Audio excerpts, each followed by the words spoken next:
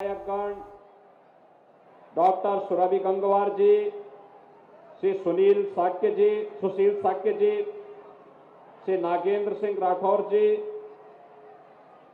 जिला पंचायत अध्यक्ष फर्रुखाबाद श्रीमती मोनिका यादव जी, चेयरमैन अलीगंज श्री सुजीत गुप्ता जी,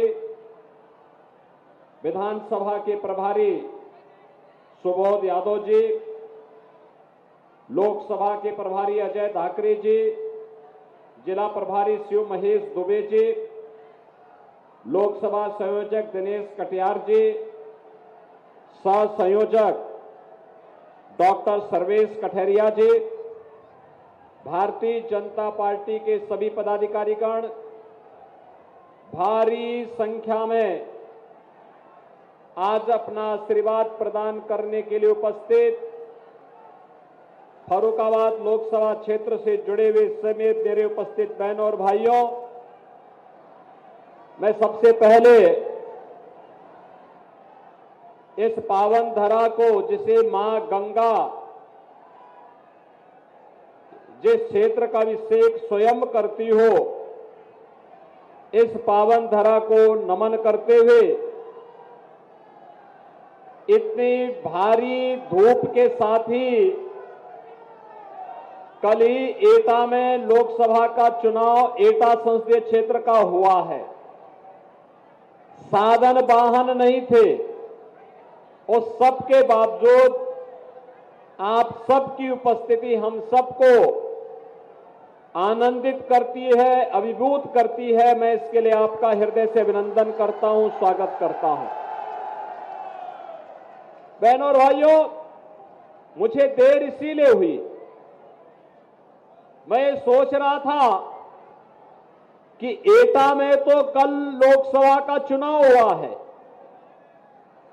और अगल बगल चुनाव था, तो स्वाभाविक रूप से आपकी भी व्यस्तता रही होगी, साधन लगे होंगे, वाहन चुनाव में लगे होंगे, तो हमारी चुनावी सभा में कौन और कैसे आएगा।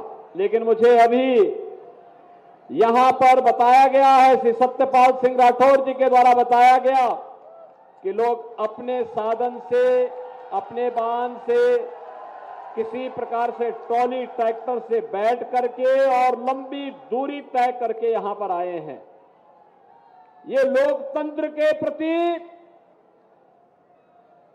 आप सबकी आस्था को तो व्यक्त करता ही है, लेकिन साथ साथ देश के अंदर जो चल रहा है ना वर्तमान में, पूरा चुनाव आज राम भक्तों के बीच में और राम द्रोहियों के बीच में बढ़ करके रह गया है।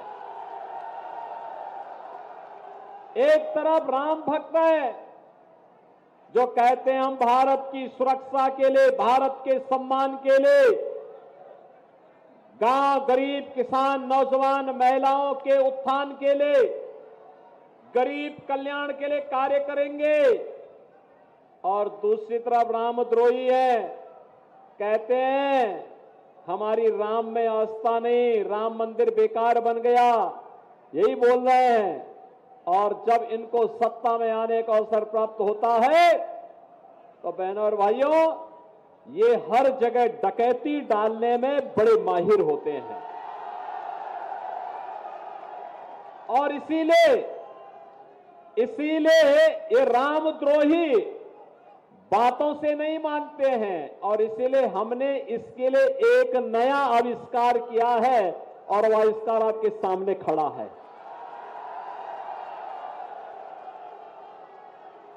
इससे लोग घबराते बहुत हैं और उनकी घबराहट इस हद तक हो जाती है कि लोग अपने गले में तख्ती लटका करके चलते हैं कि साहब बस एक बार जान बकस दो। अब आप सोचो, जो लोग सत्ता में आने पर किसानों को, व्यापारियों को, बेटियों को, नौजवानों के जीवन के साथ खिलवाड़ करते थे, उनकी सुरक्षा के लिए खतरे बने हुए थे, आज उनकी हालत देखते होंगे, जो पहले गरीबों की जमीनों पर कब्जा करते थे, व्यापारियों से रंगदारी वसूली करते थे, बेटी की सुरक्षा के लिए खतरा बने हुए थे। आज जब उनके गले में तख्ती देख करके जान की भीख मांगते हुए आप देखते होंगे तो आपको भी खुशी होती होगी ना? होती है कि नहीं होती है? और बहनों और भाइयों, ये सुरक्षा की गारंटी केवल भाजपा दे सकती है। भाजपा, ये भाजपा दे सकती है।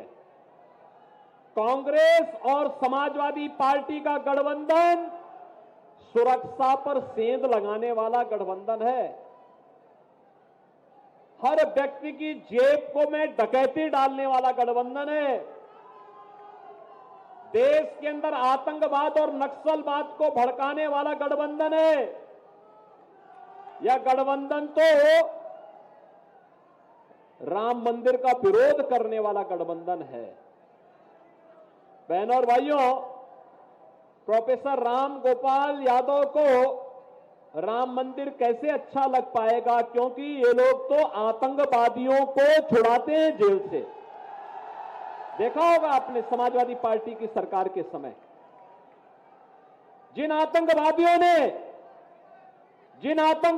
ने अयोध्या में राम जन्मभूमि पर आतंकी हमला किया था, जिन आतंकवादियों ने संकट मोचन मंदिर काशी पर हमला किया था, जिन आतंकवादियों ने, बहनों और भाइयों, जिन आतंकवादियों ने लखनऊ, अयोध्या और वाराणसी की कचहरियों पर हमला किया था, और जिन आतंकवादियों ने रामपुर के सीआरपीएफ कैंप पर हमला किया था, ये सभी हमले समाजवादी पार्टी की 2004 से लेकर 2007 तक की सरकार के समय हुए थे।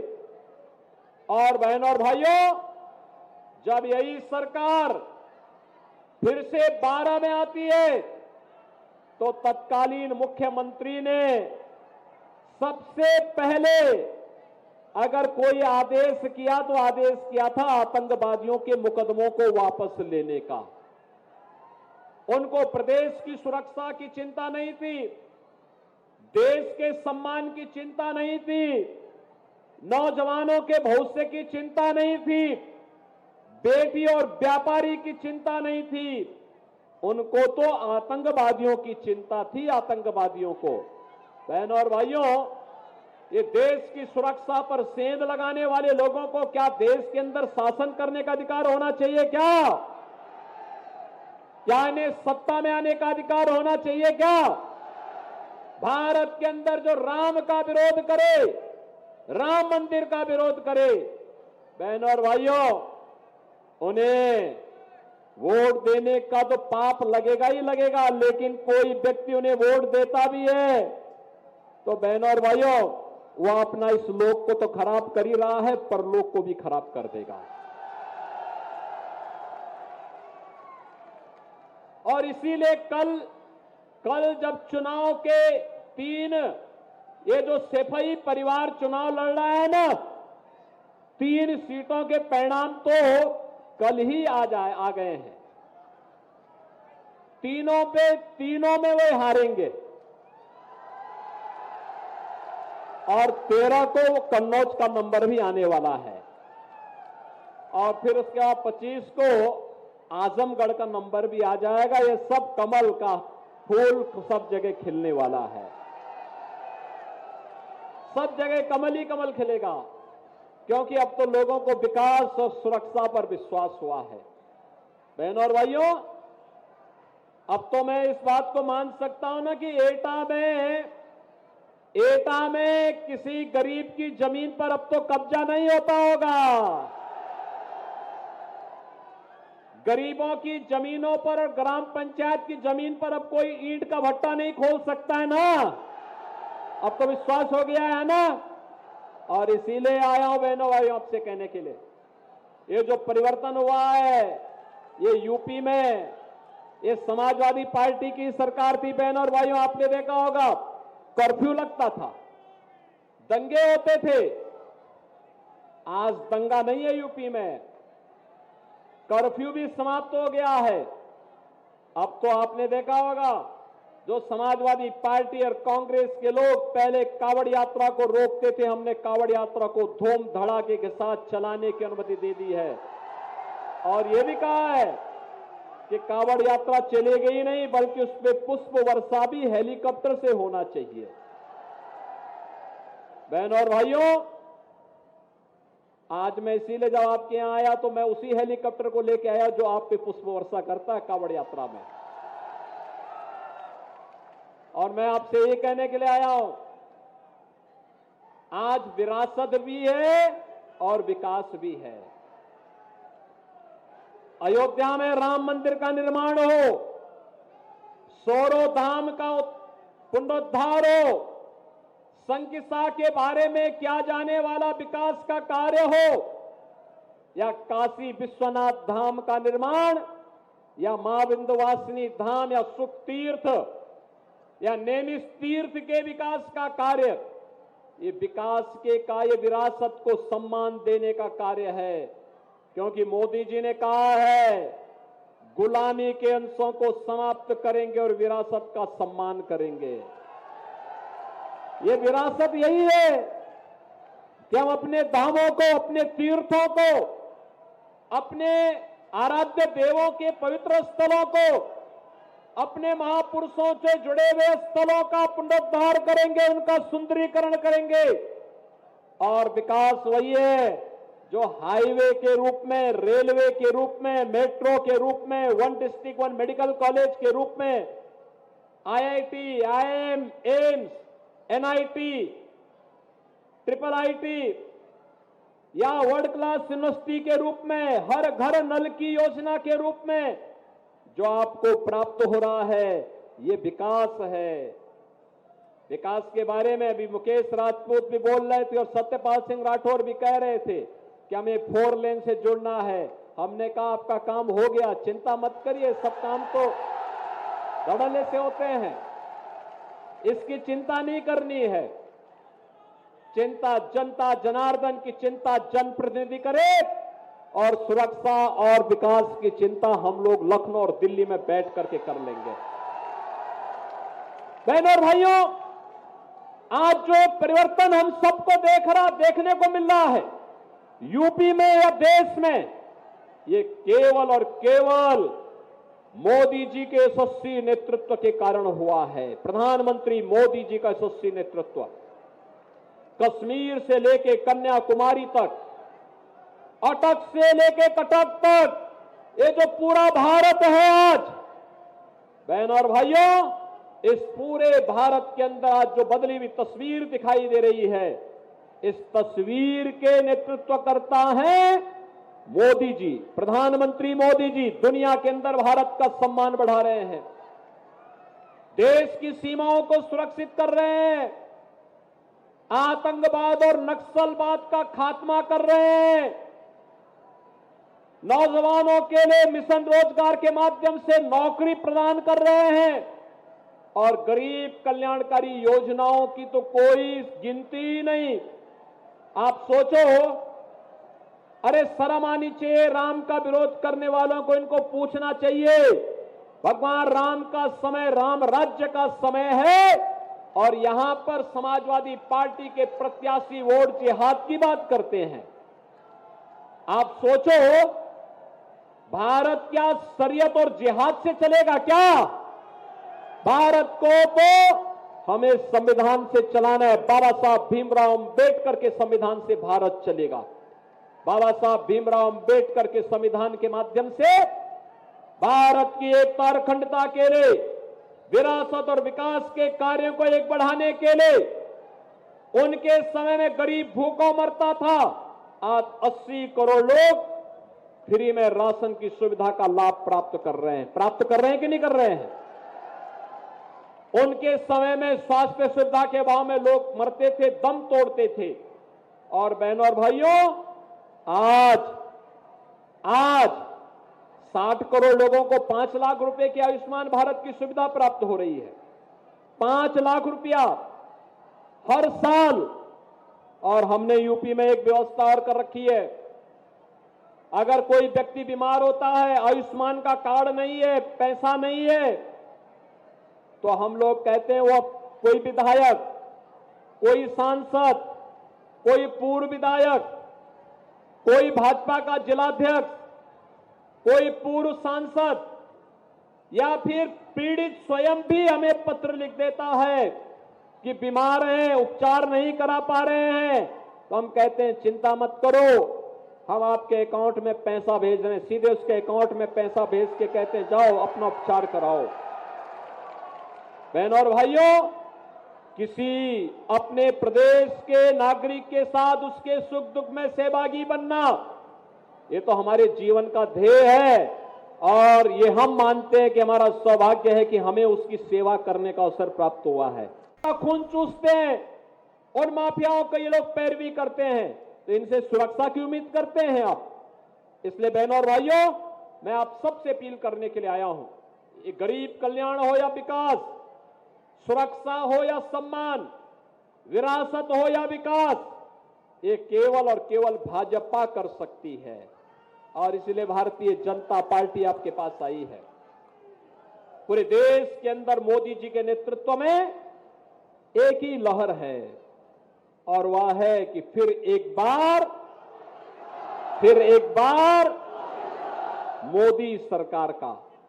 बहनों और भाइयों, मोदी सरकार के लिए आप सबको मुकेश राजपूत बनना पड़ेगा 13 मई तक। सहमत है? बनेंगे? सबको बनना पड़ेगा। मोदी जी का और योगी जी का प्रतिनिधि बनना पड़ेगा, घर घर जाना पड़ेगा और घर घर जाकर के लोगों को हमारी अपील सुनानी पड़ेगी कि देश के विकास का चुनाव है। ये चुनाव केवल चुनाव नहीं है बहनों और भाइयों, ये केवल सत्ता प्राप्त करने के लिए नहीं है, भारत को विकसित भारत के रूप में स्थापित करने का, आत्मनिर्भर भारत के रूप में स्थापित करने का चुनाव है। आत्मनिर्भर और विकसित भारत का संकल्प केवल भाजपा का है। ये कांग्रेस और सपा के लोग तो उधर सोच भी नहीं सकते। इनके लिए सत्ता इसलिए चाहिए जिससे कांग्रेस के लोग या सपा का परिवार अपने परिवार के लोग धन धान्य से पूर्ण कर सकें, और भाजपा को सत्ता इसलिए चाहिए जिससे आपका वर्तमान भी सुधरे, आने वाली पीढ़ी का भविष्य भी उज्जवलमय हो, मंगलमय हो। इसलिए भारतीय जनता पार्टी आत्मनिर्भर और विकसित भारत की बात कर रही है और उस विकसित भारत के लिए आज हम सब आपके पास आए हैं। आप सभी सहमत हैं ना? भारत विकसित होना चाहिए ना? आत्मनिर्भर होना चाहिए ना? और आत्मनिर्भरता के लिए आपको कमल चुनाव चिन्ह पर वोट देना होगा। सहमत हैं? घर घर जाएंगे, मतदान के दिन पहले मतदान फिर जलपान के संकल्प के साथ जुड़ेंगे। सभी लोग जुड़ेंगे? सभी लोग सहमत हैं? आपने विधानसभा चुनाव में समर्थन दिया, अब लोकसभा चुनाव में उससे ज्यादा वोटों का आपका आशीर्वाद प्राप्त होगा, सभी का होगा ना? तो बहनों और भाइयों, चुनाव के बाद फिर मैंने कहा है सत्यपाल सिंह राठौर से भी और मुकेश राजपूत से कि मैं आऊंगा यहां की योजनाओं का शिलान्यास उद्घाटन करने के लिए। तो उसके लिए अभी से तैयारी करिए और मुकेश राजपूत को इतने भारी बहुमत से विजयी बना करके भेजिए कि जो जिहाद की वकालत करने वाले लोग हैं, इन सब की जमानत जब्त हो जाए और आगे से चुनाव लड़ना ही ये लोग भूल जाए। सहमत है ना? तो फिर मेरे साथ बोलेंगे भारत माता की, भारत माता की, भारत माता की।